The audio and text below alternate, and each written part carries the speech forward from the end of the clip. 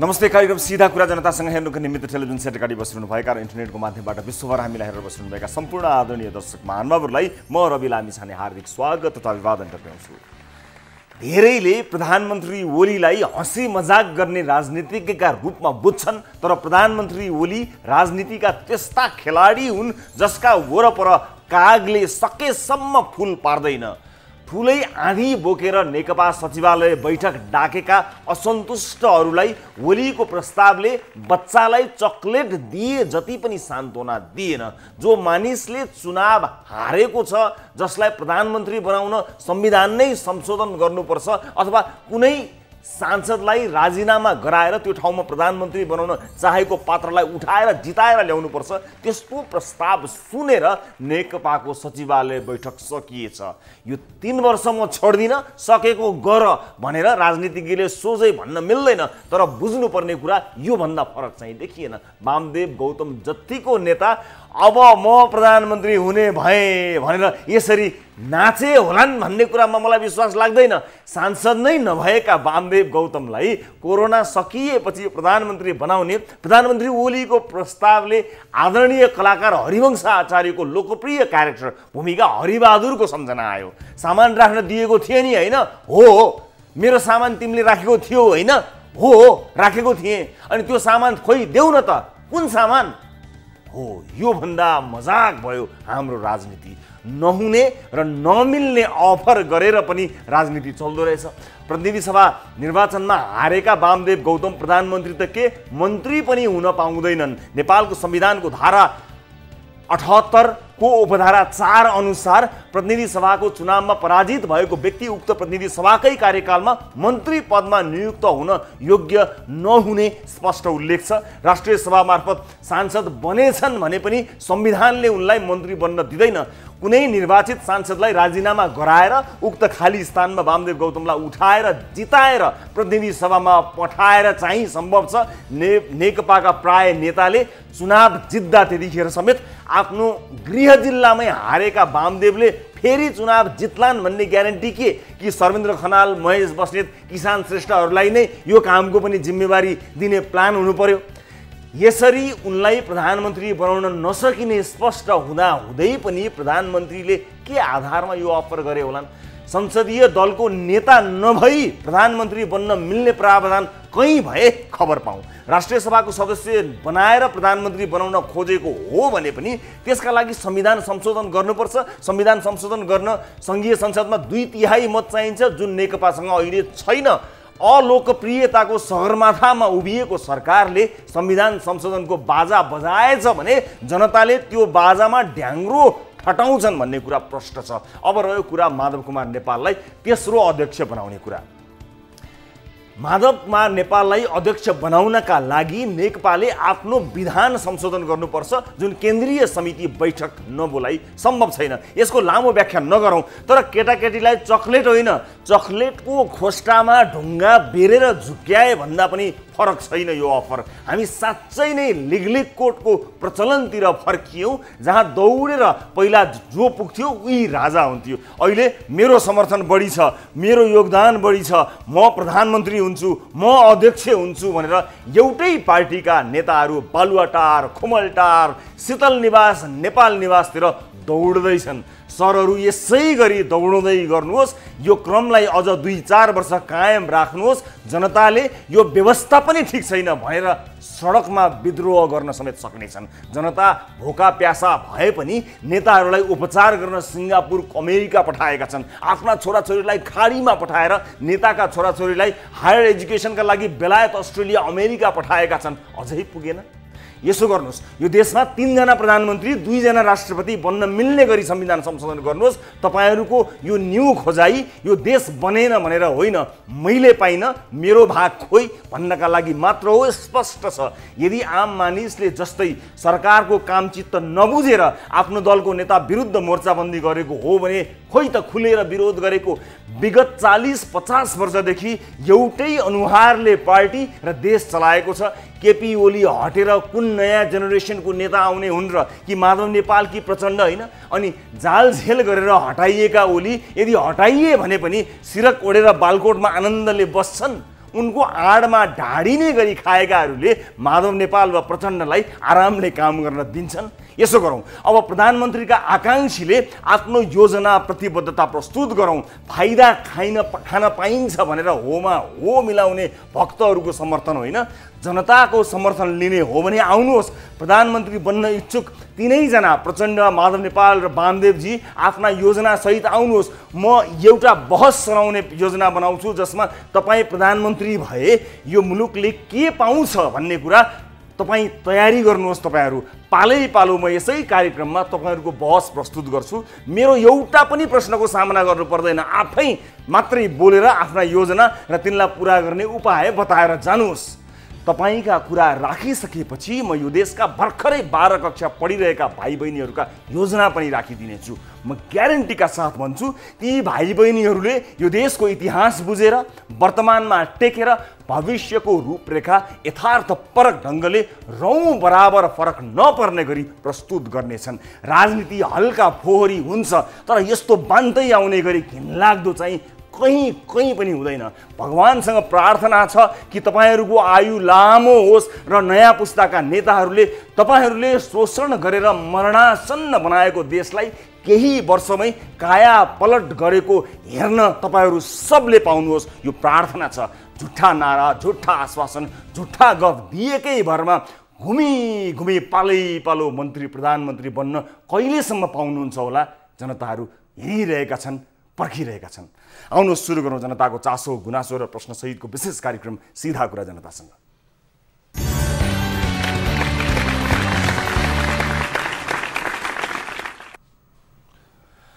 ब्रेकपछि स्वागत छ सम्पूर्ण आदरणीय दर्शक महानुभावहरूलाई कार्यक्रम सीधा कुरा जनतासँगमा। दर्शक महानुभावहरू, अर्को एउटा विशेष एपिसोडका साथमा उपस्थित छौँ। न्युज 24 टेलिभिजनको स्टुडियोबाट लाइभ आज विविध विषयमा कुराकानी गर्न गइरहेका छौँ। विदेशमा रहेका धेरै नेपालीहरूले हामी कहिले आफ्नो देश आउन पाउने भनेर विभिन्न मुलुकबाट प्रश्नहरू गरिरहेका छन्। कोही श्रम गर्न गएका छन्, कोही घुम्न गएर अड्किएका छन्, कोही उपचार गर्न गएर अड्किएका छन्, कोही पढ्न गएर अड्किएका छन्। विभिन्न कारणले उतै रहेका र लकडाउनमा परेका र बन्द भएपछि आउन नपाएका नेपालीहरू एकत्रित भएर बरु हवाई जहाजको सम्पूर्ण खर्च पनि हामी मिलेर तिर्छौँ, आएर आफ्नै खर्चमा क्वारेन्टिनमा पनि बस्छौँ, आफ्नो देश आउन पाइयोस् भनेर ठाउँबाट अनुनय विनय गरिरहेका छन्। यसै परिप्रेक्ष्यमा आज ती सबै प्रश्नहरूको प्रतिनिधित्व गर्दै आजको कार्यक्रममा परराष्ट्र मन्त्री प्रदीप गेवाली सहभागी हुनुहुन्छ। उहाँले तपाईँका सम्पूर्ण जिज्ञासाहरूलाई जवाफ दिने आज हामीले मेसो मिलाएका छौँ र तपाईँहरूको प्रश्नहरूको प्रतिनिधित्व गर्ने कोसिस म आजको कार्यक्रममा गर्नेछु र विश्वास छ यहाँहरू जहाँ पनि बसेर हेरिरहनु भएको छ तपाईँहरू सबैको जिज्ञासा आज मेटिनेछ। परराष्ट्र मन्त्रीज्यूको माध्यमबाट उहाँसँगको कुराकानी आजको कार्यक्रममा प्रस्तुत गर्न गइरहेका छौँ र आजको कार्यक्रममा सीमामा उद्धार भएकाहरूको विषयलाई पनि कार्यक्रममा समावेश गराएका छौँ। हामीले केही समय अगाडि एउटा थर्मल गन बिग्रिएको, विशेष गरेर भारतमा जहाँ चाहिँ कोरोना सङ्क्रमण भएका ठाउँबाट आएका सवारी चालक र चालक दलका अन्य साथीहरूको जहाँ नापिन्थ्यो, ज्वरो नाप्नु पर्ने थियो, त्यो ज्वरो नाप्नु पर्ने ठाउँहरूमा विशेष गरेर हामीले जितपुर सिमरा उपमहानगरपालिकाको यो विषय, हामीले त्यहाँ थर्मल गन बिग्रिएको, त्यसले सही ज्वरो नदेखाएको र अन्दाजको भरमा नापिएको विषय प्रस्तुत गरेका थियौँ। तर त्यसको 3 दिनपछि उपमहानगरपालिकाले त्यस्तो होइन भन्दै प्रेस विज्ञप्ति समेत निकालेको रहेछ। तर हामीसँग त्यहीँका डाक्टरले यो बिग्रिएको कुरा स्वीकार गरेको अडियो रेकर्डिङ समेत छ र दुःखद कुरा चाहिँ के भने यही क्वारेन्टाइन स्थलसँगै को आइसोलेसनमा रहेका 2 जना व्यक्ति बुधबार कोरोना सङ्क्रमण पनि पुष्टि भएको थियो। यस सन्दर्भलाई लिएर हामीले यस विषयको फलोअप रिपोर्ट पनि प्रस्तुत गरिरहेका छौँ र बोर्डरमा भएका किसानहरूको पीडा आफ्नै ठाउँमा छ। धेरै किसानहरूको घर नेपालमा भए पनि खेती सीमावर्ती भारतमा छ र लकडाउनका कारण आफ्नो उब्जनी कुहिएर झरिन लाग्दा पनि त्यो उब्जनी उठाउन नपाएको, त्यो भित्र्याउन नपाएको पीडामा धेरै मानिसहरू छन्, विशेष गरेर सीमावर्ती क्षेत्रमा। त्यसबारेमा पनि विशेष रिपोर्टहरू प्रस्तुत गर्छौँ। कार्यक्रमको सुरुवात ताली र गालीबाट गरौँ। यस अघिको कार्यक्रममा सोधिएको सरकारमा नेतृत्व परिवर्तनको चहल पहल सुरु भयो, नेतृत्व फेरिएर केही फरक पर्ला र भन्ने प्रश्नमा धेरै फरक पर्न सक्छ भन्दै 27.24% अर्थात् 4903 जनाले तालीमा भोट गर्नुभएको छ। र म यहाँलाई फेरि पनि जानकारी गराउन चाहन्छु, हाम्रो यो हामीले गरेको यो भोटिङ पोल अन्तर्गत हाम्रो प्रश्न थियो नेतृत्व फेरिएर केही फरक पर्ला भनेर सरकारको नेतृत्व फेरि नै हल्ला चलिरहेको परिप्रेक्ष्यमा हामीले यो प्रश्न सोधेका थियौँ। यो भन्ने हाम्रो प्रश्नमा फरक पर्न सक्छ, नेतृत्व फेरियो भने फरक पर्न सक्छ भन्दै 27.24% अर्थात् 4,903 जनाले तालीमा भोट गर्नुभएको छ भने केही पनि फरक पर्दैन, जस्ताको त्यस्तै रहन्छ भन्ने आशयसहित 72.76% अर्थात् 13,098 जनाले गालीमा भोट गर्नुभएको छ। र प्राधिकरणले यो रिपोर्ट अहिले हामीले यहाँ देखाउन सकेका छैनौँ, हाम्रा युट्युबका दर्शकहरूका लागि पनि हामी उपलब्ध गराउनेछौँ। र अब आजको विषयतर्फ यहाँहरूलाई लिएर जान चाहन्छु। चुनाव हारेका पात्रलाई प्रधानमन्त्री बनाउने ताजा राजनीतिक प्रस्तावलाई तपाईँ ताली दिनुहुन्छ कि गाली? चुनाव हारेका व्यक्तिलाई प्रधानमन्त्री बनाउने ताजा राजनीतिक प्रस्तावलाई तपाईँ ताली दिनुहुन्छ कि गाली? आफ्नो मत जाहेर गर्न हाम्रो पात्रोको एप्लिकेसन खोल्नुहोला। होम पेजमा रहेको ताली वा गाली भन्ने शीर्षकमा गएर आफ्नो मत अभिव्यक्त गर्न सक्नुहुनेछ र भोटिङ सुरु हुन्छ। अब कोरोना सम्बन्धी अपडेटबाट सुरुवात गर्न चाहन्छु। नेपालमा कोरोना भाइरस कोभिड-19बाट संक्रमित हुनेको संख्या 57 पुगेको छ। स्वास्थ्य मन्त्रालयका अनुसार अहिले 12,011 जनाको नमुना पिसिआरबाट परीक्षण गर्दा सम्म 57 जनामा मात्र कोरोना पुष्टि भएको, त्यस्तै 46,860 जनाको ऱ्यापिड टेस्ट भएको छ। देशभर मिल्दोजुल्दो लक्षण देखिएका 80 जना आइसोलेसनमा छन् भने 23,336 जनालाई क्वारेन्टाइनमा राखिएको छ। अहिलेसम्म विश्वका 211 देशमा संक्रमण फैलिँदा 32,39,000 भन्दा बढी संक्रमित भएका छन् भने 2,28,860 जनाले ज्यान गुमाएका छन्। 10 लाख भन्दा बढीले कोरोना संक्रमणलाई जितेर संक्रमण मुक्त भएका छन्। छिमेकी मुलुक भारतमा 33,000 भन्दा बढी संक्रमित हुँदा 1,079 जनाले ज्यान गुमाएका छन्। चीनमा 4,633 जनाले ज्यान गुमाउँदा संक्रमितको संख्या 82,862 पुगेको छ। अहिले संक्रमित भएर अस्पतालमा बाँकी रहेको संख्या 619 जना मात्रै छन्। अमेरिकामा सबैभन्दा बढी 61,600 जनाले ज्यान गुमाएका छन् भने 10,64,000 भन्दा बढी मानिसहरू संक्रमित भएका छन्। अब आजका अन्य विषयहरूतर्फ लिएर जान चाहन्छु दर्शक महानुभावहरू। नेपाल र भारत दुवैतिर कोरोना संक्रमण देखिएपछि दुवै देशले लकडाउन र सीमा लकको मारमा परेर सीमाको क्वारेन्टाइनमा 1 महिना बिताएका करिब 1,500 नेपाली दार्चुला र बैतडीको सीमा नाकाबाट नेपाल भित्रिएका छन्। भारतका विभिन्न शहरमा अध्ययन तथा रोजगारीका लागि पुगेका नेपालीहरू भारत सरकारले लकडाउन सुरु गरेसँगै कतिपय पैदल सीमासम्म आएका थिए, तर सीमा लक भएका कारण भारत सरकारले नै बनाएको क्वारेन्टाइनमा 1 महिनाभन्दा बढी समय बिताएका छन्। क्वारेन्टाइनमा उनीहरूले भोगेको समस्या हामीले बारम्बार देखाउँदै पनि आइरहेका थियौँ। तर आज नेपालतर्फको ढोका खुलेसँगै खुसी हुँदै नेपाल आएकाहरूको अनुभूति सहित दार्चुलाबाट टिभी जर्नलिस्ट किरण धामीले पठाएको यो रिपोर्ट हेर्नुहोस्। भारतका विभिन्न ठाउँमा रोजगार तथा अध्ययनका लागि पुगेका नेपाली भारतमा कोरोनाको संक्रमण बढ्न थालेपछि नेपाल फर्किएका थिए। केही नागरिक सयौं किलोमिटर हिँडेरै सीमासम्म आइपुगेका थिए, तर उनीहरू सीमासम्म आइपुग्दा नेपाल सरकारले सबै नाका बन्द गरेको थियो। भारतका विभिन्न ठाउँबाट नेपाल भारत सीमा धारचुला आइपुगेका कतिपयको विचल्य भएपछि नेपाल आउन देऊ भन्दै सीमापारीबाट नै आन्दोलन गरे। धेरै व्यक्तिले त नेपाल आउन महाकाली छलाङ समेत मारे, तर नेपाल सरकारले उनीहरूलाई उचित व्यवस्थापन गरेर नेपाल आउन दिनुको साटो उनीहरूलाई भारत सरकारको निगरानीमा पारी नै राख्ने निर्णय गर्यो। 14 दिनको क्वारेन्टाइनमा राखिएको भने पनि 1 महिनासम्म उनीहरूलाई नेपाल फर्काउने कुनै पहल भएको थिएन। सीमापारी विचल्लीमा परेको 1 महिनापछि बल्ल उनीहरू बिहीबार नेपाल प्रवेश गरेका छन्। भारतको पिथौरागढ जिल्ला अन्तर्गत पर्ने धारचुला सीमामा विगत 1 महिनादेखि फसिरहेका 1,290 जना नेपालीलाई बिहीबार नेपाल ल्याइएको छ।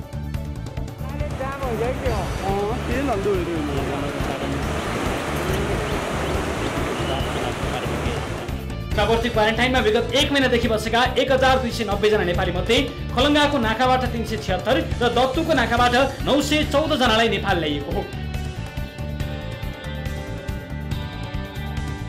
सीमावर्ती क्वारेन्टाइनमा बस्दा निकै शास्ति भोगेका उनीहरू ढिलै भए पनि नेपाल आउन पाउँदा अगाडिका सबै पीडा बिर्सेका छन्। 30-35 दिन कष्ट गरेर ठिकै छ भन्नु।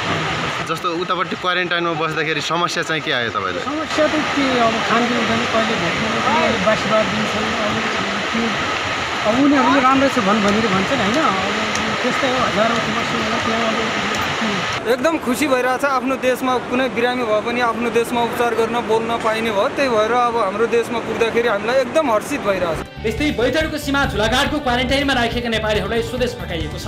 1 महिनाभन्दा लामो पर्खाएपछि नेपाल आउन पाउँदा उनीहरू निकै खुसी छन्। आज हाम्रो देशमा पुग्दाले हामीलाई धेरै निको लाग्यो। अब म पनि राम्रै भएको थियो, फेरि त्यहीँ पनि हामीले यहाँ आउनु पाएको छ, हामीले धेरै नै धेरै खुसी भएको छ। अब यहाँ आउँदाखेरि आफ्नो स्वदेशमा आउँदाखेरि एकदमै राम्रो लाग्यो होइन। अब खाना लाउन त भारत सरकारले थोडा दिएकै थियो, अब ठिकै छ। नेपाल भारत प्रशासनसँगको समन्वयमा 35 दिनपछि नेपाल ल्याएका उनीहरूलाई स्वास्थ्य चेकजाँच तथा खाजा खुवाएर सम्बन्धित जिल्ला पठाइएको छ। उहाँहरूलाई बिहान यहाँ ल्याइसकेपछि फास्ट फुडको र चाहिँ स्वास्थ्य जाँचको चाहिँ परीक्षण गरेका छौँ र हाम्रो जिल्ला स्तरमा निर्माण भएका क्वारेन्टाइनमा राखेर उहाँहरूलाई क्रमशः छिमेकी जिल्लाहरूमा जिल्ला स्तरीय संयन्त्र छ, जिल्ला स्तरीय संयन्त्रलाई जिम्मा लगाई स्थानीय तहहरूसँगको चाहिँ समन्वयमा उहाँहरूलाई 14 दिन राखेर उहाँहरूलाई चाहिँ आफ्नो घर पठाउने चाहिँ प्लान छ। बैतडी, दार्चुला र पिथौरागढ जिल्लाका अधिकारी बीच उच्च स्तरीय सहमतिपछि नेपालीको उद्धार गरिएको हो। स्वदेश फर्किने सबैलाई 14 दिन क्वारेन्टाइनमा राखिनेछ, त्यसपछि आरडिटी गरिने बताइएको छ।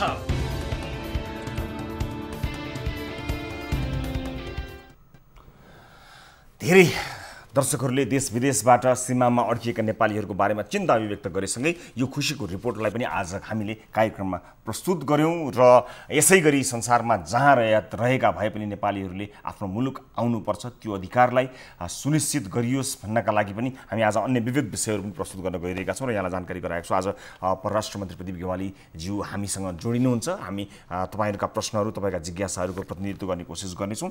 यतिखेर बङ्गलादेशमा रहेका विभिन्न विद्यार्थी साथीहरू जोडिनु भएको छ, उहाँहरू जोडिनु भएको छ। उहाँहरूसँगको कुराकानी म केही बेरपछि प्रस्तुत गर्छु। केही बेरमा उहाँहरू विभिन्न बङ्गलादेशका विभिन्न ठाउँबाट उहाँहरू जोडिने तयारीमा हुनुहुन्छ। तर त्योभन्दा पहिला म अर्को एउटा विषय यहाँहरू समक्ष प्रस्तुत गर्न चाहन्छु।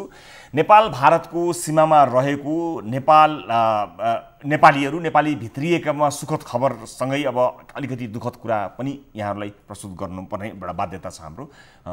लकडाउन हुनुभन्दा केही समय अघि मात्रै भारतका विभिन्न तीर्थस्थल पुगेका झापा, मोरङ र पाँचथरका 14 जना वृद्धा भारतको चेन्नईमा अलपत्र परेका छन्। उनीहरू हरेक दिन नेपाल जाने आशामा विभिन्न निकायमा हारगुहार गर्छन्, तर यो लकडाउनमा सुन्ने कसले? निश्चित खाद्यान्न र पैसा बोकेर त्यहाँ पुगेका उनीहरूसँग अहिले खानको लागि र बस्ने पैसा समेतको अभाव छ।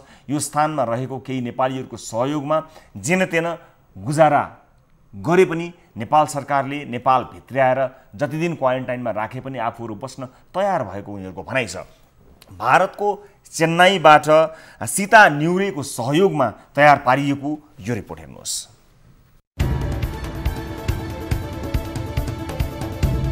कोरोना नियन्त्रणका लागि नेपाल, भारत लगायत विश्वका थुप्रै देशमा भएको लकडाउनले धेरै मानिस समस्यामा छन्। विशेष गरी आफ्नो स्थायी बसोबास क्षेत्रभन्दा टाढा रहेका मानिसहरू यसको ठूलो मारमा छन्।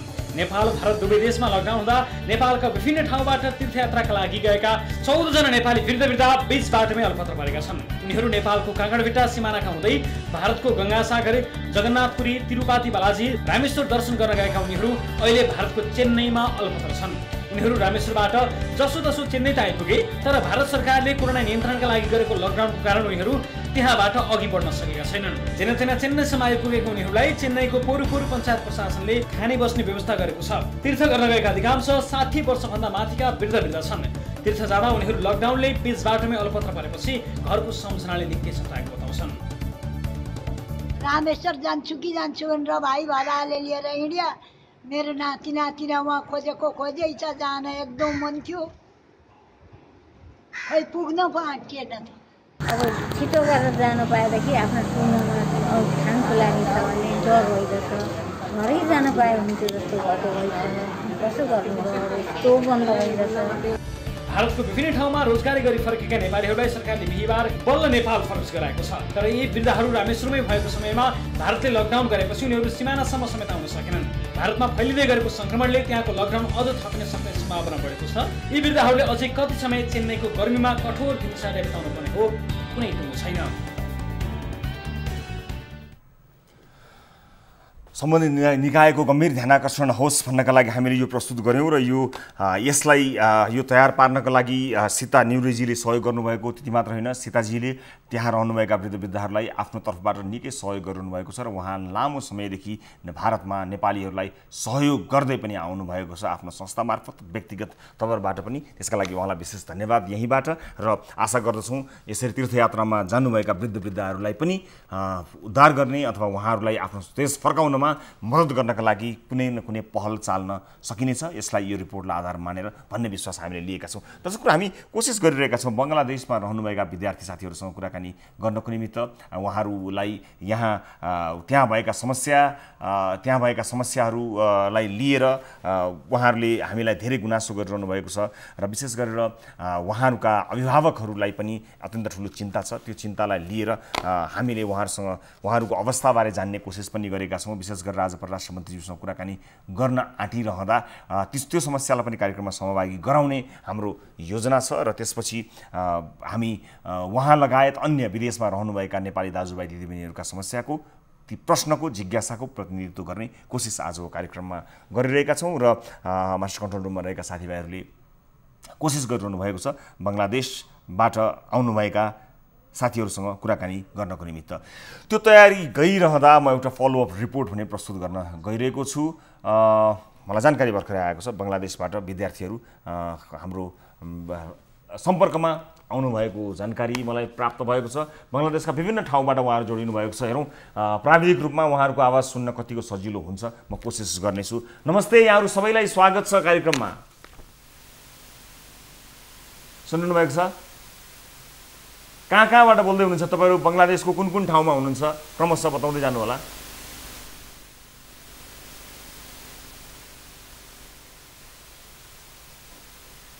तपाईँहरूको आवाज सुन्न मलाई कठिनाइ भयो, मलाई लाग्छ मेरो आवाज तपाईँहरूले सुनिरहनु भयो जस्तो लाग्छ। तपाईँहरूको आवाज सुन्न सकिरहेको छैन, तैपनि प्राविधिक साथीहरू तयार गर्दै हुनुहुन्छ। दर्शक महानुभावहरू, उहाँहरू बङ्गलादेशबाट जोडिनु भएको छ, उहाँको आवाज सुन्न सकिएको छैन। प्राविधिक साथीहरू उहाँको आवाज सुनाउने प्रयास गरिरहनु भएको छ। फेरि म कोसिस गरौँ एकपटक उहाँहरूसँग कुराकानी गर्नको निमित्त। सुनिरहनु भएको छ? मलाई मेरो आवाज आएको छ? यहाँहरू पनि सुने। अब तपाईँहरू सबै ढाकामा हुनुहुन्छ? हामी कोही ढाकाका पनि छौँ, एकजना बहिनी हाम्रो रङपुरबाट हुनुहुन्छ। हजुर, अब कस्तो किसिमको समस्या त्यहाँ भोगिरहनु भएको छ? तपाईँ कृपया जसले सुरु गर्नुभए पनि हुन्छ त्यसमा थप्दै जानु होला अरूहरूले। के कस्तो समस्यामा हुनुहुन्छ, त्यहाँको अवस्था कस्तो छ, तपाईँ लगायत अन्य साथीहरूको एकपटक बताउनुहोस् न। रविदा, यो खासमा हामीले यो विगत 1 महिनादेखि नै हामीले जबदेखि बङ्गलादेशमा कोरोनाको सङ्क्रमण तीव्र गतिमा जुन बढ्न थाल्यो त्यो बेलादेखि नै हामीले एकदमै हुन त लकडाउन सुरु भयो, कलेजहरू बन्द भयो। त्यसपछि हामी अब 1 हप्ता 10 दिन जति पनि हामीले वेट गऱ्यौँ अब सरकारबाट केही पहल हुन्छ, किनकि बङ्गलादेश अब आफैमा पनि उच्च जनघनत्वको कारणले यहाँको सङ्क्रमण एकदमै बढ्ने चान्सेस भनौँ दिन प्रतिदिन बढिरहेको थियो। त्यो बेलादेखि नै हामी डराइरहेका थियौँ अब सरकारबाट केही तयारी हुन्छ, केही पहल हुन्छ, हामीलाई उद्धारको बारेमा पनि केही कुरा हुन्छ भनेर। तर त्यो लकडाउन पछि पनि लकडाउन थपिए भयो र यहाँ पनि जुन बङ्गलादेशमा जुन केसहरू हेरौँ आज अहिले आइसक्दाखेरि 500 भन्दा बढी केसेसहरू थपिरहेको छ। दिनानुदिन मृत्युदर पनि बढिरहेको छ र 500 भन्दा बढी केसेस नै बढिरहेको छ। कलेजहरू बन्द छ। हामी 1 महिनादेखि होस्टेलमै छौँ, 1 महिनादेखि हामीले आवाज उठाइरहेका छौँ। खाना बस्न पनि हामीले गाह्रो भइसकेको छ। तपाईँहरूले कहाँ सम्पर्क गर्नुभयो? त्यहाँ जस्तो भनौँ न एम्बेसी अथवा त्यहाँ सम्पर्क गर्नका लागि तपाईँहरूको सूत्र को हो? सरकारी कुनै निकाय होला?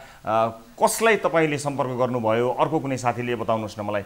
अर्को कसै सहभागी मित्रले बताउनुहोस् न कहाँ सम्पर्क गर्नुभयो? हजुर बताउनुहोस्, कहाँ कसरी सम्पर्क गर्नुभयो? कहाँ सम्पर्क गर्नुभयो तपाईँहरूले? हजुर रविजी नमस्कार। हजुर नमस्कार। हामी चाहिँ म चाहिँ ढाका स्थित बङ्गबन्धु शेख मुजिब मेडिकल युनिभर्सिटीबाट छु। म चाहिँ हालसालै मेरो एमडी एक्जाम सकेर चाहिँ म आफ्नो सर्टिफिकेट प्रोसिडर गर्दै अड्केँ। म लगायत 50 जना अरू साथीहरू त्यही हिसाबले अड्किनु भएको छ। अनि हजुरले राखेको प्रश्न अनुसार चाहिँ हामीले ढाका स्थित राजदूत आवासमा महामहिम राजदूतसँग 26 अप्रिलमा चाहिँ हामीले प्रत्यक्ष उहाँसँग भेट गरेर हाम्रो कुराहरू राख्यौँ। त्योभन्दा अगाडिदेखि पनि हामी लकडाउनदेखि पनि उहाँसँग प्रत्यक्ष कुरा भइरहेको थियो फोन मार्फत। अनि उहाँले चाहिँ सकेसम्म पहल गरिरहनु भएको छ नेपालमा सरकार समक्ष अनि त्यसै परराष्ट्र लगायत सम्पूर्ण निकायहरूमा कुरा भइरहेको भनेर भन्नुभएको छ। तर अब अहिलेसम्म पनि हजुरको हामी चाहिँ जहाँ छौँ त्यही अड्किरहेको अवस्था भएको कारणले चाहिँ हामी ढाका अनि त्योभन्दा बाहिरको सबै विद्यार्थीहरू सबै भाइ बहिनीहरू हामी चाहिँ एउटा दुविधाको अवस्थामा छौँ। रविजी हजुर, अब महिला सहभागी हुनुहुन्छ, मैले नाम पढ्नलाई शोभाजी र अन्जु गुरुङ हुनुहुन्छ, दुईजना मध्ये कृपया बताउनु होला तपाईँहरूको कुन समस्यामा हुनुहुन्छ, तपाईँहरू कहाँ हुनुहुन्छ? शोभाजीबाट सुरु गरौँ। शोभा पाण्डेजी बताउनुहोस् त, तपाईँ कहाँ हुनुहुन्छ, तपाईँले कस्तो किसिमको समस्यासँग अब चाहिँ फेस गरिरहनु भएको छ र तपाईँहरूको अभिभावकहरूले के कस्तो पहल गरिरहनु भएको छ? हजुर, रविज्यू लगायत यो प्रोग्राम हेर्नुभएको सबैजनालाई म नमस्कार गर्न चाहन्छु। म बङ्गलादेशको ढाका स्थित अध्ययनरत एक डेन्टिस्ट्री स्टुडेन्ट हुँ। मेरो चाहिँ यहाँ अहिले फाइनल एक्जाम चलिरहेको अवस्था थियो। फाइनल एक्जाममा चाहिँ रिटन एक्जाम सकिसकेको र भाइभा एक्जाम अथवा प्र्याक्टिकल चाहिँ बिचमै स्थगित भएको चाहिँ ढाका युनिभर्सिटीले नोटिस दिएको थियो। त्यस लगायत यहाँको प्रधानमन्त्रीज्यूले चाहिँ सेप्टेम्बरसम्म चाहिँ कलेजहरू सबै बन्द हुने कुरा पनि यहाँ हामीमा जनाउनु भएको छ। अब हाम्रो प्यारेन्ट्सहरूले पनि नेपालबाट आफ्नो प्रक्रिया अनुसार पहल त गरेकै हुनुहुन्छ, तर पनि अहिलेसम्म केही कुराको पोजिटिभिटी आएको छैन। एमबिसीलाई पनि हामीले 1.5 महिनादेखि गुहारेकै छौँ, त्यसबाट पनि केही पोजिटिभिटी आएको छैन। हामी यहाँ 1 वर्षको खर्च लिएर आउँछौँ। 1 वर्षको खर्च लिएर आउँदाखेरि अहिले घरबाट पैसा आउने अवस्था पनि निकै गाह्रो भएको, बस्न खानको अवस्था गाह्रो भएको लगायत यहाँको अब सेक्युरिटी भनौँ, म इभन आफै एउटा केटी भएको कारणले मेरो होस्टेलमा चाहिँ 600 रुम छ, 60 रुम छ। त्यसमध्ये चाहिँ हामी 2 जना नेपाली बस्दै आएको अवस्था छ। गार्डहरू त सबैजना छ, त्यही पनि हाम्रोमा चाहिँ एउटा मेन्टली प्रेसर भइरहेको अवस्था छ। अब हाम्रो चाहिँ यो समस्यालाई चाहिँ अब सरकारले चाहिँ ध्यान आकर्षण गरेर हामीलाई उद्धार गर्न। म तपाईहरुलाई एकैछिन होल्ड गराउँछु, तपाईहरु सुन्नु होला पनि यो कन्भर्सेसन। यतिखेर माननीय मन्त्री प्रदीप गेवाली हामीसँग जोडिनु भएको छ। उहाँसँग समय रहेछ भने तपाईहरु मध्ये कसैको जिज्ञासा पनि हामी राख्नेछौँ। परराष्ट्र मन्त्री प्रदीप गेवालीजी हामीसँग जोडिनु भएको छ, म स्वागत गर्छु। मन्त्रीज्यू नमस्कार, स्वागत छ यहाँलाई कार्यक्रममा। धन्यवाद, नमस्कार। मन्त्रीज्यू, विशेष गरेर विदेशमा रहेका नेपालीहरू विभिन्न अहिले यतिखेर मसँग अर्को लाइनमा 5 जना विद्यार्थी बङ्गलादेशको ढाका र अन्य विभिन्न सहरबाट जोडिनु भएको छ। उहाँहरू मेडिकल डाक्टर हुनुहुन्छ, पढ्न जानुभएको छ। उहाँ लगायत विभिन्न खाडी क्षेत्रमा विकसित देशहरूमा सबैतिरको एउटा कन्सर्न के छ भने सबभन्दा पहिला त खाडी क्षेत्रका नेपालीहरूबाट कुराकानी सुरु गरौँ। सरकारको प्रधानमन्त्रीको तपाईँहरूको स्तरमा तपाईँहरूले कुराकानी गर्नुभएको समाचारहरू आउँछ, ट्विटहरू गर्नुहुन्छ, तर खासै त्यहाँ भएका मान्छेहरूले समस्या हामी पर्यौँ, हामी के गर्ने भनेर म्यासेजहरू पठाइरहेका हुन्छन्। त्यो लेभलसम्म तपाईँहरूको कम्युनिकेसन पुगेको छैन, त्यो कुराकानीले त्यसले मूर्त रूप लिएको छैन भनेर धेरैले गुनासो गरेका छन्। ती मानिसहरूसम्म पुर्याउनको निमित्त तपाईँहरूले थप पहल फलोअप केही गर्नुभएको छ मन्त्रीज्यू? होइन, अवश्य गरेका छौँ रविजी। पहिलो कुरा हामीले अब त्यहाँका समस्याहरूलाई 4-5 भागमा वर्गीकरण गरेका छौँ। पहिलो समस्या थियो धेरै साथीहरूको भिसाको अवधि सकिएको, कतिको करार अवधि सकिएको, कति चाहिँ अब भिजिटर भिसामा जानुभएका साथीहरूको पनि अब भिसाको म्याद सकिएको। यी सबै कुराहरूलाई ध्यानमा राखेर हामीले सबै सरकारहरूसँग कुराकानी गरेर लगभग सबै मुलुकहरूले चाहिँ 3 महिना भिसा बढाएका छन् र भिसा नभएकै कारणले कोही साथीहरू, कोही हाम्रा नेपालीहरूले चाहिँ कानुनी अप्ठ्यारो भोग्नुपर्ने, भोलि फर्किँदाखेरि चाहिँ त्यसमा कानुनी झमेलाहरू नहुने कुराको प्रत्याभूति गरेका छौँ पहिलो। दोस्रो, हामीले हाम्रा सबै समकक्षी प्रधानमन्त्रीसँग र मैले परराष्ट्र मन्त्रीज्यूहरूसँग कुराकानी गर्दाखेरि हाम्रा नागरिकहरूलाई उपचारमा र अन्य रेखदेखमा कुनै विभेद नहोस् भनेर हामीले आग्रह गऱ्यौँ र त्यसै अनुसार नै अहिले सबै देशहरूले आफ्ना नागरिक सरह नै उहाँहरूको उपचारको प्रबन्ध गर्नुभएको छ। अलिअलि केही ठाउँहरूमा कन्फ्युजन कस्तो भएको मैले पाएको छु भने केही साथीहरू पोजिटिभ हुनुभएको छ, तुरुन्त हस्पिटल जानु पाए हुँदो भन्ने उहाँहरूको चाहना छ।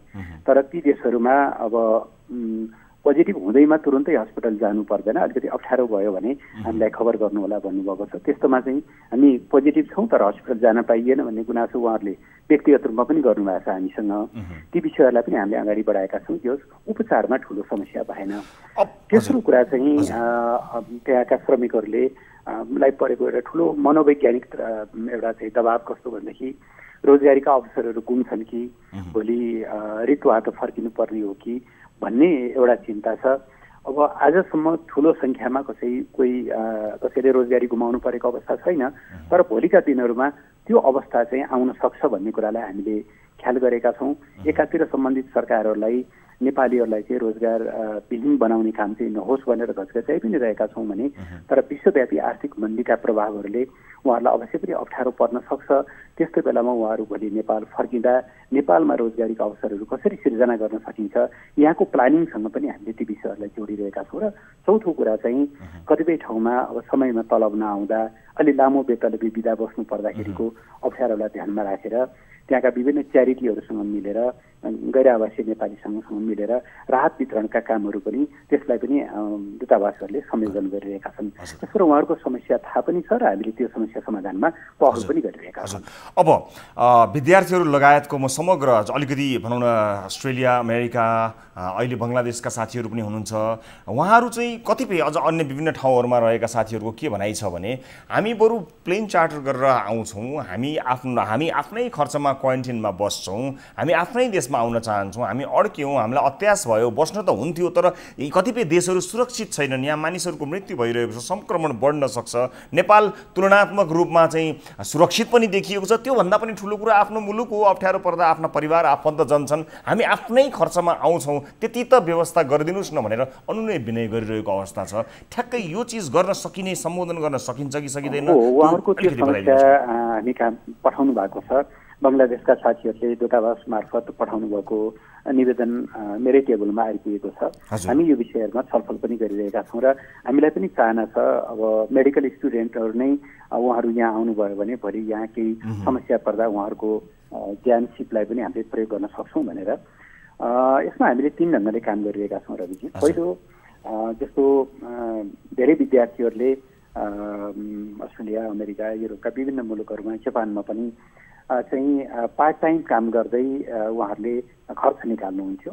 अब अहिले पार्ट टाइमका सबै ढोकाहरू बन्द भएको अवस्था छ, रेस्टुरेन्टहरू बन्द छन्, प्रायः नेपाली विद्यार्थीहरूले काम गर्ने सपिङ मलहरू बन्द छन्। त्यसले गर्दाखेरि परेको अप्ठ्यारोलाई ध्यानमा राखेर पहिलो हामीले नेपाल राष्ट्र ब्याङ्क मार्फत अभिभावकहरूलाई सटै सुविधाको प्रबन्ध गरेका छौँ ताकि उहाँहरूले आफ्ना नानीहरूलाई 1 महिना, 2 महिना, 3 महिना कतिको लागि जति अप्ठ्यारो परेको बेलामा यहाँबाट पैसा पठाउन सक्नुहोस्, त्यो सटै सुविधा दिने गरिकन हामीले त्यो प्रबन्ध गरेका छौँ। त्यसको म आफैले अस्ट्रेलियाको विदेश मन्त्रीसँग कुराकानी गरेको छु, प्रधानमन्त्रीले साइप्रसको राष्ट्रपतिसँग कुरा गर्नुभएको छ, मैले अरू देशका मन्त्रीज्यूहरूसँग कुराकानी गरेको छु, पत्राचार गरेको छु कि विद्यार्थीहरूलाई कुनै अप्ठ्यारो नपरोस्, हेर्न सकिने जस्तो स्पेसल केही चाहिँ व्यवस्था चाहिँ गरियोस् भनेपछि अहिले अस्ट्रेलियामा त्यो समस्या धेरै हदसम्म समाधान भएको छ। विभिन्न दूतावासहरूले अप्ठ्यारोमा परेका, अभरमा परेका विद्यार्थीहरूलाई राहत पनि बाँडिरहनु भएको छ, एनआरएनले पनि बाँडिरहेको अवस्था छ। त्यसो हामीले सम्बन्धित देशका सरकारहरूसँग त्यो मोराटोरियम भनेको घरबाट, कोठाबाट निकाल्न नपाइने, कम्तीमा 6 महिनासम्म निकाल्न नपाइने त्यो एउटा चाहिँ कुराको त्यो कानुनी अधिकारको निम्ति पनि कुराकानी गरेका छौँ। र अहिले युरोप र अमेरिकाका धेरै देशहरूमा त्यो मोराटोरियम चाहिँ कार्यान्वयन पनि भएको छ, कसैलाई जबरजस्ती कोठाबाट निकाल्न पाइँदैन। तैपनि अलि ठुलो समस्या विद्यार्थीहरूको हामीले साइप्रसमा देखेका छौँ, जहाँ अलिक विपन्न वर्गका विद्यार्थीहरू जाने भएर पनि होला, अलिक ठुलो सङ्ख्या पनि छ त्यहाँ। बङ्गलादेशको विद्यार्थीहरूले राख्नुभएको कुरालाई हामीले गम्भीरतापूर्वक लिएका छौँ। अस्ति एकजना बहिनी, सम्भवतः महिमा होला जस्तो लाग्छ नाम उहाँको, उहाँलाई स्वास्थ्य समस्या आयो, ब्लड क्यान्सर भएको कारणले उहाँलाई नेपाल ल्याउनका निम्ति हामीले सहजीकरण गऱ्यौँ। अरू विद्यार्थीहरूको पनि गुनासाहरूलाई हामीले सुनिरहेका छौँ। अहिले अब नेपालको अन्तर्राष्ट्रिय बोर्डर बन्द भएको, अन्तर्राष्ट्रिय उडानहरू बन्द भएको अवस्था छ। सम्भवतः 25 हामीले केही कुराहरूमा अलिकति रिल्याक्सेसन पनि गर्छौँ होला, केही कुराहरू अलिकति फरक ढङ्गले पनि सोच्छौँ होला। त्यस्तो बेलामा उहाँहरूलाई प्राथमिकताका साथ ल्याउने कुरामा चाहिँ सरकारको अवश्य ध्यान जानेछ। त्यो निर्णय नहुन्जेल म यहाँको लोकप्रिय कार्यक्रम मार्फत आग्रह गर्न चाहन्छु, जो जहाँ हुनुहुन्छ त्यही सुरक्षित रहनुहोला, परिवारसँग निरन्तर कन्ट्याक्टमा रहनुहोला, परिवारहरूलाई पनि नाच्दिन भन्नुहोला। विश्वव्यापी रूपमै सङ्कट छ, यस्तो बेलामा एउटा देशले मात्रै सङ्कटबाट मुक्त हुन सम्भव हुँदो रहन्छ। यस्तो बेलामा एक आपसको समझदारी, एक आपसको सम्पर्क र नेटवर्किङको ठुलो भूमिका हुँदो रहेछ। त्यो ढङ्गले रहिदिनु होला भन्ने म आग्रह गर्न चाहन्छु। अब म यहाँ आउनुभएका साथीहरूको के जिज्ञासा छ कि मन्त्रीज्यूलाई मैले एकैछिन समय मैले मागेँ। मन्त्रीज्यू, सहभागी साथीहरू जो जोडिनु भएको छ बङ्गलादेशबाट, मन्त्रीज्यूलाई तपाईँहरूको केही प्रश्न एकजना कसैले सोध्नु होला। मैले राख्न चाहे एउटा क्वेसन के हामी 1 महिनादेखि हामीले समस्या भोगिरहेका छौँ, समस्या बताइरहेका छौँ। रवि दाई, हामीले कतैबाट पनि हाम्रो सुनवाई नआइसकेपछि अब कहाँ के गर्ने भनेर हामी रवि दाईकोमा आएको छौँ। रवि दाई हजुर ठिक छ, अहिले मन्त्रीज्यूले सुनिरहनु भएको छ, त्यसकारण हामी एउटा माध्यम हौ होइन, त्यसकारणले माननीय मन्त्रीज्यूले तपाईँको कुरा सुनिरहनु भएको छ। तपाईँको अहिले मन्त्रीज्यूले भने बाहेक तपाईँको जिज्ञासा केही छ भने राखिहाल्नु होला। हजुर हजुर, 1 महिनादेखि हामी कुरा उठाइरहेछौँ। मेरो कुरा चाहिँ एकछिन मेरो कुरा चाहिँ के राख्छु भने अब जस्तै हामी यहाँ अनि हामी यहाँ ढाका अध्ययनरत छौँ, हामी यहाँ 110 मेडिकल यहाँ जति पढिरहेका छौँ, यति यहाँ पढ्दैछौँ। यहाँ यो म्यान पावर नेपालमा गएर युज हुन सक्छ। यो म्यान पावरले गर्दा नेपालमा जुन मेडिकल डक्टर हामी अब पोस्ट ग्रेजुएसन पढ्दैछौँ, हामी यहाँ चाहिँ डक्टर भइसकेका छौँ। हाम्रो यो पढाइ, हाम्रो जुन हाम्रो यो काम, हाम्रो यो तथ्य, हाम्रो 15-20 वर्षको यो मेहनत जुन छ नेपालले युज गर्न सक्छ। नेपालमा जुन अहिले जुन डक्टरहरूको स्कार्सिटी भन्नुहुन्छ, जे भन्नुहुन्छ, त्यसको लागि हामी आउन तयार छौँ, हामी गर्न तयार छौँ। त्यसको लागि हाम्रो सरकारले, हाम्रो राजदूतावास यहाँबाट लाने व्यवस्था गर्नुहोस्। अनि म सधैँ हाम्रो प्रतिनिधि सरलाई पनि त्यही रिक्वेस्ट गर्छु। यो प्रश्नको आशय बुझेर यसलाई मैले छोट्याउने कोसिस गरेँ है त समयलाई। मन्त्रीजी, उहाँहरूको प्रश्नको आशय सबैले बुझ्नुभयो होला। यदि होइन भने उहाँहरू हामी जानेका पनि छौँ, यत्रो वर्ष हामीले यो फिल्डमा, मेडिकल फिल्डमा बिताएका छौँ। अहिले स्वास्थ्य सङ्कटको अवस्थामा हामी त आफ्नो कन्ट्रीलाई कन्ट्रिब्युट गर्न सक्छौँ। छिटोभन्दा छिटो हामीलाई विशेष गरेर प्राथमिकताका साथ ल्याइयो भने त त्यो फाइदा त मुलुकले लिन सक्छ नि, हामी तयार छौँ भन्ने उहाँहरूको भनाइ छ। मन्त्रीज्यू, उहाँहरूको त्यो भावनालाई म सम्मान गर्छु। उहाँहरू सबैलाई त्यस मामलामा धेरै धेरै धन्यवाद पनि छ। मैले अघि सुरुमै पनि भनेको थिएँ, उहाँहरूलाई ल्याउन सक्दा यहाँ चाहिँ उहाँहरूले विभिन्न ढङ्गले हाम्रो अहिले कोभिड विरुद्धको लडाइँमा सहयोग पनि गर्न सक्नुहुन्छ। त्यो महत्त्वलाई हामीले बुझेका छौँ। खालि हाम्रो सोच के हो भनेदेखि अहिले हाम्रो एउटा अध्ययनले देखाएको छ रविजी, करिब करिब वैदेशिक रोजगारीमा हाम्रो 15% जनसङ्ख्या विदेशमा छ, झन्डै 40 लाख। अहिलेको यो अत्यासको अवस्थामा झन्डै 10 लाख नेपालीहरू कुनै न कुनै हिसाबले नेपाल फर्किन चाहनुहुन्छ। कोही स्थायी रूपले नै अब नजाने गरी, केही चाहिँ अब कमसेकम सङ्कटको बेलामा यहाँ आउँ भनेर। अब हाम्रो जस्तो देशले एकैचोटि ठुलो सङ्ख्यामा विदेशबाट नागरिकहरू आउँदाखेरि उहाँहरूको व्यवस्थापन गर्न सक्दैन। त्यसका लागि हामीले यहाँ केही तयारीहरू गर्नुपर्ने हुन्छ। धेरै अन्तर्राष्ट्रिय उडानहरू पनि बन्द छन्। त्यस भएर प्राथमिकताका आधारमा यहाँ अब रोजगारीका अवसरहरू गुमेका छन् अथवा जस्तो बङ्गलादेशका विद्यार्थी साथीहरू जसले यहाँ आएर पनि केही सहयोग गर्न सक्नुहुन्छ, हामीले त्यो प्राथमिकताको एउटा चाहिँ लिस्ट पनि बनाइरहेका छौँ, त्यो क्याटेगराइज गरेका छौँ र अलिकति अनुकूल हुने बित्तिकै र यता पनि हाम्रा आवश्यक तयारीहरू, क्वारेन्टाइनका तयारीहरू, त्यस ढङ्गको ट्रान्सपोर्टेसनका तयारीहरू, यी सबै कुराहरू गरेपछि हामीले क्रमशः उहाँहरूलाई ल्याउँछौँ। उहाँहरूको समस्याप्रति नेपाल सरकार जानकार नै छ, सचेत छ। हामीलाई अलिकति त्यो तयारीका निम्ति उहाँहरूले समय दिनुहोस् भन्ने मेरो आग्रह छ। तपाईँहरूका दुःखहरूलाई, तपाईँहरूका मर्काहरूलाई हामीले बुझेका छौँ। हस् मन्त्रीज्यू, कोरियाको विषयलाई लिएर एकजना कलर लामो समयदेखि हामीसँग प्रतीक्षारत रहनु भएको छ। मैले अलिकति समय फेरि पनि मागेँ, मलाई क्षमा गर्नुहोला। उहाँलाई म एकचोटि जोडिहाल्न चाहन्छु। उहाँले कोरियाको विशेष गरेर इपिएससँग सम्बन्धित विषय जस्तो लाग्छ, म उहाँलाई स्वागत गरिहाल्छु। नमस्कार, कहाँबाट बोल्दै हुनुहुन्छ, को बोल्दै हुनुहुन्छ? रुद्रजी, हजुर छोटकरीमा आफ्नो समस्या अथवा आफ्नो तपाईँको जिज्ञासा राख्नुहोला। मन्त्रीजी सुनिरहनु भएको छ, म यसलाई फेरि व्याख्या गर्ने कोसिस गर्छु। यदि स्पष्ट भएन भने कृपया राख्नुहोला रुद्रजी। हजुर मन्त्रीजी नमस्कार। खास गरी चाहिँ अहिले इतिहास भाषा पास गरेर कोरिया जाने अन्तिम तयारीमा रहनु भएको करिब 12-13 हाराहारीमा रहनुका साथीहरू यो लकडाउनको कारणले गर्दाखेरि आफ्नो प्रक्रिया सकिएर पनि कोरिया जान पाउनु भएको छैन। जो चाहिँ अन्तिम फ्लाइटको तयारीमा हुनुहुन्थ्यो र उहाँहरूको सबैको फ्लाइट सरेको छ र कहिले हुने के हुने कुनै टुङ्गो छैन। र अर्को समस्या के छ भने तपाईँको 3 महिना भिसाको 3 महिना म्याच सकिसके पछाडि त्यो अटो क्यान्सल हुने सिस्टम छ। अब त्यो कारणले गर्दाखेरि यसको लागि रिन्यू हुने सम्भावना कतिको छ र कोरियाबाट ढिलो भएको खण्डमा कम्पनीले पनि क्यान्सल गर्ने सम्भावना हुन्छ। त्यसैले सुनौलो भविष्य सम्झेर पूर्या गर्न लागेका साथीहरूको भविष्यमाथि नै एउटा प्रश्नचिह्न खडा भएको छ। यसको लागि चाहिँ परराष्ट्र मन्त्रालय, श्रम मन्त्रालय लगायत सम्पूर्ण मन्त्रालय र यातायात कोरियाबाट कुन खालको पहल हुन्छ, तपाईँहरूको समन्वयकारी भूमिकाको आवश्यकता छ। यतिखेर तपाईँहरूको निष्कर्ष त्यसैको लागि मैले फोन गरेको सर। धेरै धन्यवाद रुद्रजी।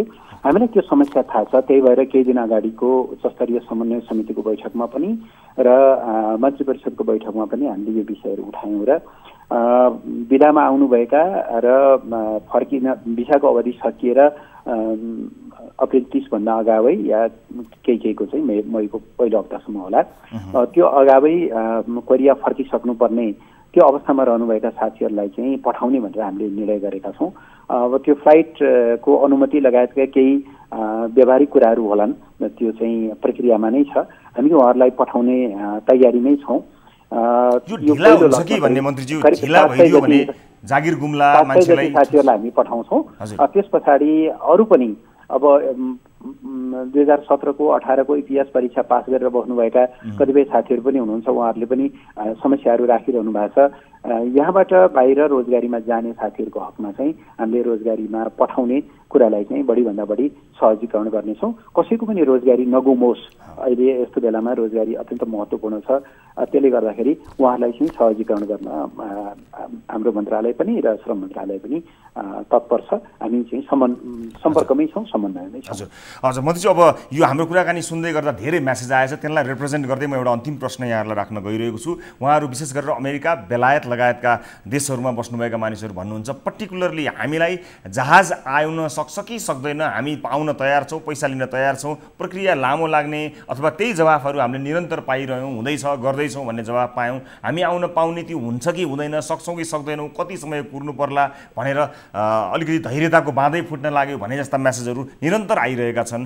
पर्टिकुलरली यसै गरी जहाज गएर ल्याउन सक्छ कि सक्दैन? अहिले तपाईँहरू जो जहाँ हुनुहुन्छ तत्त ठाउँमै रहिदिनु होला, किनभने नेपालले अनुमति दिने बित्तिकै पनि अब तपाईँहरूलाई आउन सजिलो छैन, किनभने युरोपबाट अमेरिका सबै फ्लाइटहरू अहिले चाहिँ टर्मिनेसनमा अथवा तिनीहरूलाई सस्पेन्सन गरेको अवस्था छ। केही रुटहरू खुल्ला छन्, तर ती सबै कुराहरू पनि हामीले सहजै ढङ्गले मिलाउन सक्ने अवस्था रहिरहेको छैन।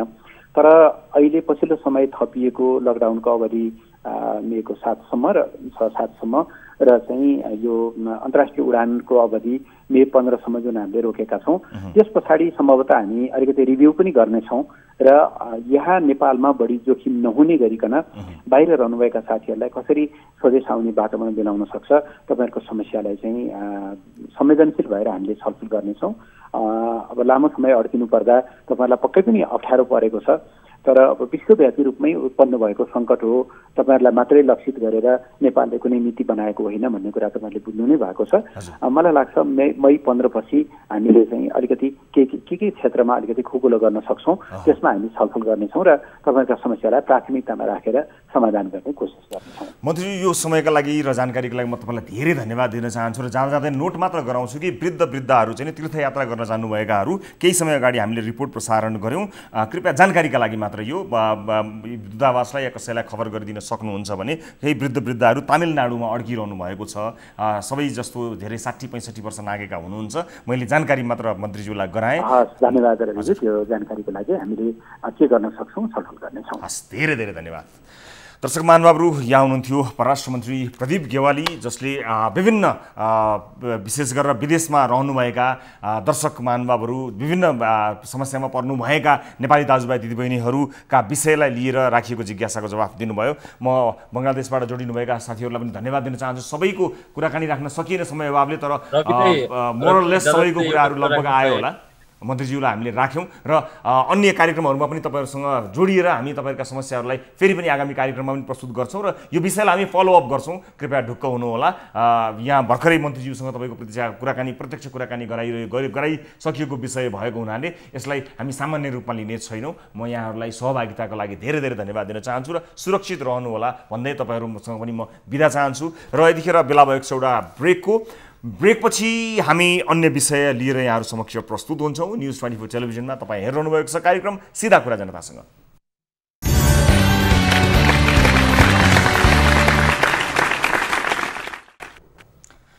ब्रेकपछि स्वागत छ सम्पूर्ण दर्शक महानुभावहरूलाई कार्यक्रम सीधा कुरा जनतासँगमा। अब आजको अर्को विषय, हामीले कार्यक्रममा बाराको जितपुर सिमरा उपमहानगरपालिकाले सञ्चालन गरेको क्वारेन्टाइन स्थलमा स्वास्थ्य परीक्षणका लागि राखिएको थर्मल गन बिग्रिएको विषय उठाएका थियौँ। क्वारेन्टाइन तथा आइसोलेसन सहितको विशेष अस्पतालमा खटिएका डाक्टर अनुज थाले दिएको जानकारी अनुसार नै हामीले रिपोर्टिङ पनि गरेका थियौँ र डाक्टरसँग हाम्रा टिभी जर्नलिस्टले गरेको कुराकानी सुरक्षित पनि राखेका थियौँ। हामीले रिपोर्टिङ गरेको तेस्रो दिन उपमहानगरपालिकाले हामीले प्रसारण गरेको समाचार झुटो भन्दै पत्रकार सम्मेलन नै गरेछ। केही दिनदेखि थर्मल गन बिग्रिएकाले औपचारिकता पुरा गर्न मात्रै परीक्षण गरेको र अब आउनेको परीक्षण गर्न नसकिने बताउने चिकित्सकले 48 घण्टापछि आफूहरूसँग टन्नै थर्मल गन भएको भन्दै नगर प्रमुख सहित पत्रकार सम्मेलन गरे। 48 घण्टामा नयाँ थर्मल गन किन्न नसकिने पनि त होइन। सायद यही कारण नै समाचार प्रसारण भएको तेस्रो दिन खण्डन गरिएको पनि थियो कि। तर दुःखद कुरा, यही क्वारेन्टाइन स्थलसँगैको आइसोलेसनमा रहेका 2 व्यक्तिमा बुधबार कोरोना संक्रमण पुष्टि भएको छ। उनीहरू केही समय अघि भारतबाट आएका थिए। थर्मल गन बिग्रिएको छ, चेक गर्न सकिँदैन। परिवारले आशंका गर्ने भएकाले औपचारिकता पुरा गर्न मात्रै परीक्षण गरेको भन्दै उनै चिकित्सकले हामीलाई दिएको जानकारी सहित बाराबाट टिभी जर्नलिस्ट बसन्त खतिवडाले पठाएको यो रिपोर्ट हेर्नुहोस्।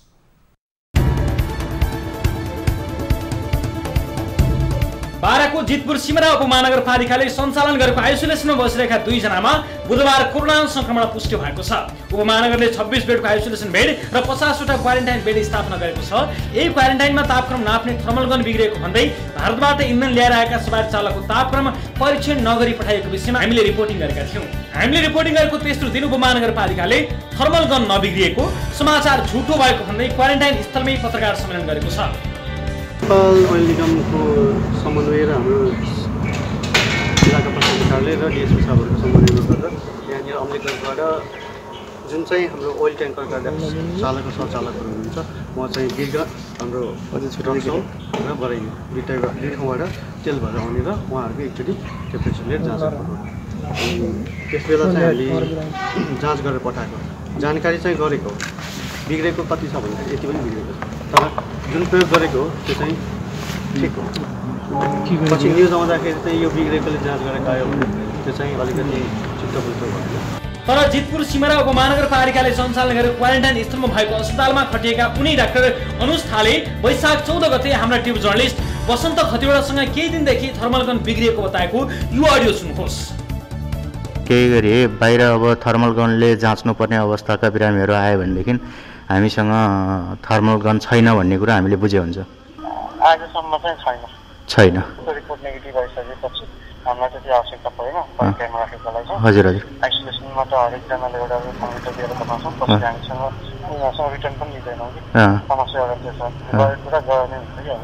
डाक्टर थाले भारतबाट आएका व्यक्तिको परिवारमा आशंका उब्जिन भएकाले बिग्रिएकै थर्मल गनले नापेर औपचारिकता पुरा गरेको समेत बताएको यो अडियो सुन्नुहोस्। अरूलाई किन गरेन भन्ने क्वेसन उठ्छ। हजुर। यदि गर्ने भने अब हिजो चाहिँ नेपाल ओइल निगम ओइल कर्पोरेसन र त्यसका अम्लेखगञ्जका सबै स्टाफहरू, अम्लेखगञ्जको बासिन्दाहरू, वडाका बासिन्दाहरू यिनीहरू गराएपछि हामी भित्र राख्दैनौँ घरमा भनेर एकचोटि फर्मालिटीको लागि गर्दै हो। डाक्टर अनुजले यही भनिरहँदा यही क्वारेन्टाइनमा भएका 2 व्यक्तिको स्वाब कलेक्सन गरी परीक्षणका लागि काठमाडौँ पठाइएको थियो। उनीहरूको बुधबार मात्रै कोरोना संक्रमण पुष्टि भएको छ। यही क्वारेन्टाइनमा भएको लापरवाही लुकाउन उपमहानगरले तेस्रो दिन मात्रै पत्रकार सम्मेलन गरेर ढाकछोपको प्रयास गरेको थियो। पहिले तिनै डाक्टर अनुज थाले थर्मल गन बिग्रिएर औपचारिकता मात्रै पुरा गरेको बताए पनि पत्रकार सम्मेलनमा भने बोली फेर्नुले 3 दिनको अवधिमा नयाँ थर्मल गन ल्याइएको आशंका गरिएको छ। वैशाख 14 गते वीरगञ्जका एक व्यक्तिमा कोरोना संक्रमण पुष्टि भएपछि उनीहरूको कन्ट्याक्ट ट्रेसिङ गरिएको थियो। वीरगञ्जमा कोरोना संक्रमण देखिएका व्यक्ति सँगै उनीहरू दिल्लीको निजामुद्दिन भेलामा सहभागी भई फागुन 29 गते सँगै नेपाल फर्केका थिए। उनीहरू दिल्लीको निजामुद्दिनमा भएको तब्लिगी जमातीको धार्मिक सभामा सहभागी भएर नेपाल फर्किएको प्रशासनले जनाएको छ। बारामा कोरोना पोजिटिभ देखिएका मध्ये एकजना जितपुर सिमरा उपमहानगरपालिकाको वडा नम्बर 19 स्थित इन्द्रवास स्थित मस्जिदमा र अर्का एक जितपुर सिमरा उपमहानगरपालिका वडा नम्बर 7 स्थित घरमै बसिरहेका थिए।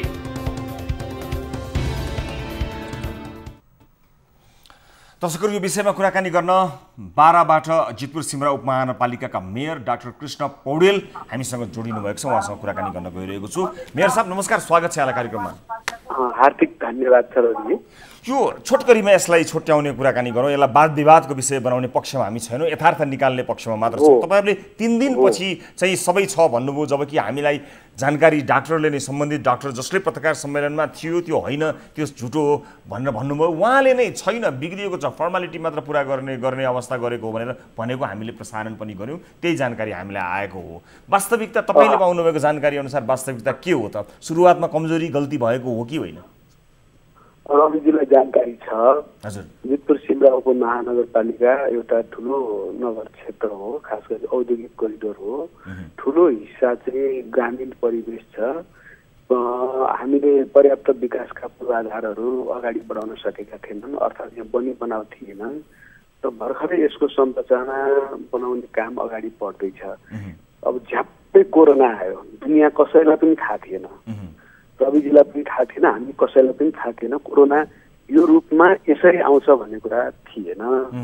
सँगसँगै कोरोनाको संक्रमणको कुरा, कोरोनाको मृत्यु दरका कुरा, कोरोनाले विश्व अर्थतन्त्र, नेपालकै अर्थतन्त्र, स्थानीय मलाई क्षमा गर्नु होला, हामी विषयमा मात्रै केन्द्रित हुन पाए सजिलो हुन्थ्यो सर। मैले यो पृष्ठभूमितिर हामी नजाउँ, यो पर्टिकुलर घटना जुन छ नि त्यसमा जाउँ न सर प्लिज। मेरो विनम्रतापूर्वक अनुरोध यहाँलाई। ल धन्यवाद सर। यो रूपमा आउला भन्ने हामीलाई थिएन। हामीले 15 दिन तयारी गऱ्यौँ, एउटा घर परिसरलाई मर्मत सम्भार गरेर त्यहाँ आवश्यक औजार उपकरणहरू राखेर हामीले चाहिने त्यहाँ टोयलेट, बाथरुम, पङ्खा, रङ रोगन र आइसोलेसनका निम्ति, त्यस क्वारेन्टाइनका निम्ति, मेडिकलका टिमको निम्ति, त्यसै गरी सुरक्षा ब्लक लगायत यी सबै तयारी हामीले 15 दिनमा गऱ्यौँ र क्वारेन्टाइन तथा आइसोलेसन सेन्टर अगाडि बढ्यो। बिरामीहरू अब नभनौँ, सङ्क्रमितहरू आउने परीक्षण गर्ने क्रम पनि अगाडि बढ्यो। हामीसँग खास गरी यो डिसेन्टेज प्रयोग गर्ने जुन लिक्विडहरू पनि थिए, अरू उपकरणहरू, पिपी लगायतका सामग्रीहरू पनि जुटायौँ हामीले। त्यो पनि निकै गाह्रो हो, बजारमा महँगो, भनेको बेला नपाउने, त्यो मूल्य तिर्नु पर्दा पनि बढी मूल्य तिर्ने, अनि फ्रन्ट लाइनमा आएर स्वास्थ्य कर्मीहरू काम गर्नका निम्ति हिचकिचाउने, यी खालका समस्याहरू हाम्रो बिचमा थियो। शाही नेपाली सेना लगायत खास गरी हाम्रो नेपाली सेना, नेपाल प्रहरी, जनपद प्रहरी, उद्योग वाणिज्य लगायतसँगको समन्वयमा हामीले त्यो कामलाई अगाडि बढायौँ। त्यो ठाउँ परिसरलाई सफा गऱ्यौँ, काम गऱ्यौँ। काम गर्दै जाँदाखेरि हामीलाई यो कामको निम्ति मुख्य आवश्यक पर्ने वस्तु चाहिँ पिपी र थर्मल गन हुँदो रहेछ। पिपी पनि हामीले जुटायौँ, थर्मल गन पनि जुटायौँ। सुरुमा हामीले 2वटा थर्मल गन किनेर ल्याएका थियौँ। त्यस पछाडि हाम्रो एयरपोर्टमा सञ्चालन गरिएको थर्मल गन पनि हामीले झिकायौँ।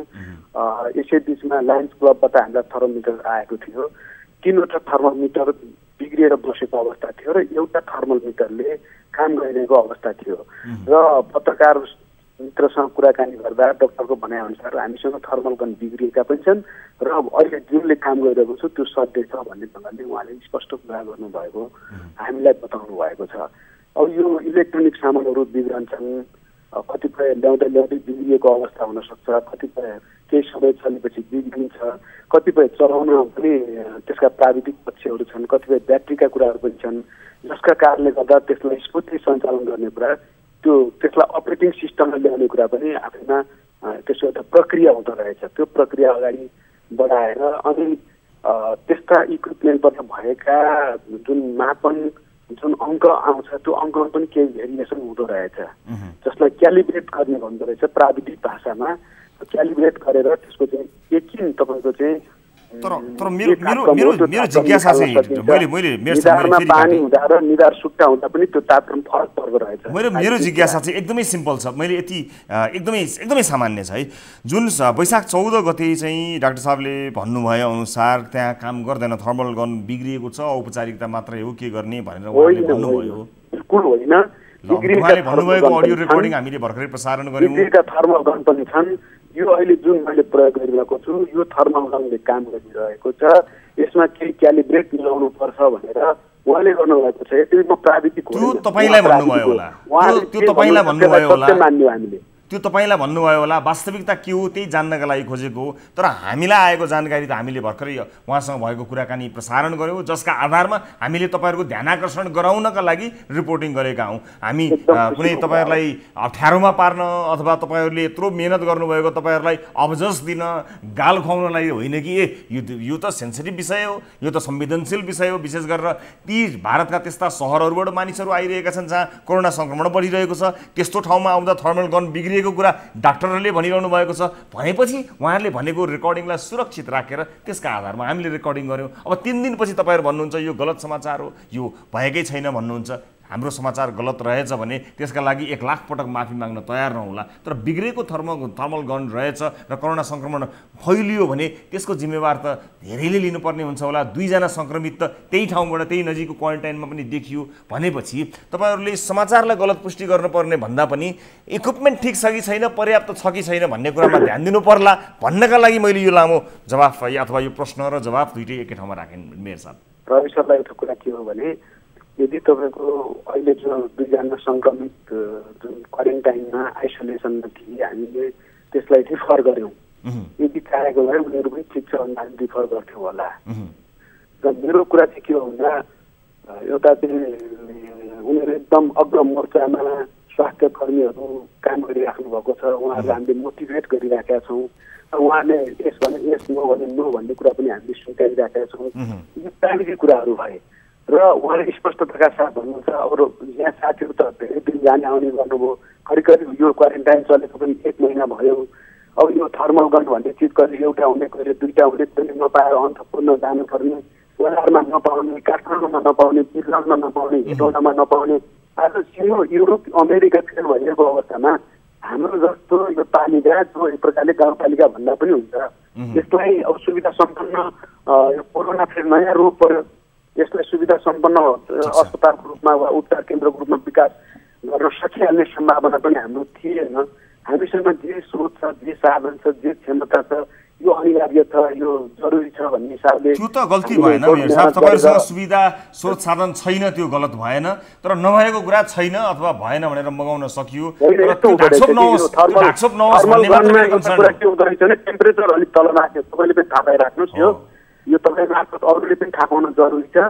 टेम्परेचरमा केही तलमाथि हुँदो रहेछ, त्यसलाई क्यालिब्रेट गर्ने भन्दो रहेछ त्यो प्राविधिक भाषामा। अङ्कहरू तलमाथि हुँदाखेरि त्यसलाई मिलाउने। तपाईँ हेर्नुहोस् यो प्रेसर जाँच गर्ने तपाईँ मेसिन पनि म्यानुअल मेसिन र अर्को तपाईँको चाहिँ इलेक्ट्रिकल मेसिनमा फरक पर्दो रहेछ टेम्परेचर। ठिक छ, यसलाई अतिरिक्त सावधानी अपनाउनु होला मेयर साहब। मैले समय अभावले यसलाई छुट्याउने मैले जमर्को गरेँ, यसलाई छुट्याउने अनुमति मागेँ। यहाँ मार्फत चाहिँ विशेष गरी सञ्चारकर्मी साथीहरूलाई पनि विशेष अनुरोध छ। म आम नागरिकहरूलाई पनि आग्रह गर्न चाहन्छु र सम्भावित सङ्क्रमित कोही अझै पनि छन् भने आज पनि ल्याउने क्रम चलेको छ। लगभग 7-8 जना ल्यायौँ, ट्रेसिङ चलिरहेको छ। हामी सेना, प्रहरी, सशस्त्र प्रहरी फ्रन्ट लाइनमा बसेर त्यो चाहिँ स्ट्रेचिङ गरेर तपाईँको चाहिँ हामीले त्यस्ता मान्छेहरू खोजिरहेका छौँ। दिनभर आज हामी त्यसैमा लागेका छौँ। हामी एउटा जनप्रतिनिधि भयौँ, तर फ्रन्ट लाइनमा काम गर्ने स्वास्थ्य कर्मीहरूको मनोबललाई यसमा कुनै शङ्का नै छैन, त्यो उहाँहरूलाई उपलब्ध गराउनु पर्ने जति पनि सामानहरू हुन् अथवा इक्विपमेन्टहरू हुन् त्यो उपलब्ध गराउने सम्बन्धित निकायले उपलब्ध गराइदिएर अझ बढी उहाँहरूको मनोबल उच्च गराओस्। तर कतिपय कुराहरूमा खबरदारी गराउँदा त्यो उहाँहरूकै स्वास्थ्यका लागि पनि महत्त्वपूर्ण भएको हुनाले हामीले विषयलाई उठान गरेका छौँ। मेयर साहब, म यहाँलाई समय र जानकारीका लागि धन्यवाद दिन चाहन्छु र यो सँगसँगै आजका लागि कार्यक्रमको निर्धारित समय यही समाप्त भइसकेको छ।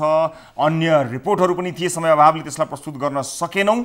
अर्को कार्यक्रममा पक्कै पनि प्रस्तुत गर्ने छौँ। थप न्युजका लागि हाम्रो वेबसाइट www.news24nepal.com मा जानु होला। साथै हामीलाई फेसबुक, ट्विटर र युट्युबमा पनि फलो गर्न सक्नुहुनेछ। हाम्रो पात्रोको मोबाइल एप्लिकेसनमा गई गाली वा ताली शीर्षकमा हामीले राखेको प्रश्नमा आफ्नो अमूल्य मत जाहेर गर्न नबिर्सनुहोला। कार्यक्रम सिधा कुरा जनतासँगको आजको श्रृङ्खलाबाट सम्पूर्ण युनिटका साथमा 10 औँला जोडेर नमस्ते रवि लामिछानेको।